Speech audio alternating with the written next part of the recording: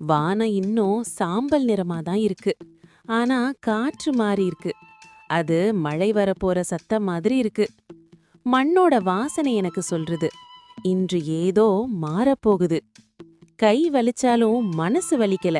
ஒவ்வொரு கரைக்குத்தலும் ஒரு பிரார்த்தனை மாதிரி இருந்தது. ஒவ்வொரு கரைக்குத்தலும் ஒரு பிரார்த்தனை மாதிரி இருந்தது. இந்த மண்ணை உயிர்ப்பிக்க நான் மட்டும் இல்ல, இயற்கையும் காத்திருக்குது. மழை தாமதமா வரலாம், ஆனா துரோகமா வராது. அந்த முதல் துளி விழுந்தது.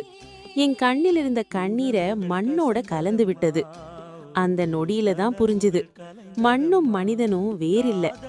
மழை நின்ற பிறகு மண் சுவாசிச்ச மாதிரி இருந்தது. பசுமை மெதுவா திரும்ப ஆரம்பிச்சது. என் உள்ளத்துல முளைவிடாத நம்பிக்கை இப்போ விதையா மாறுச்சு. இந்த மழை என் தாய் மண்ணோட ஆசிர்வாதம். உயிரோடு இருக்கிறதுக்கு காரணம் இதுதான்.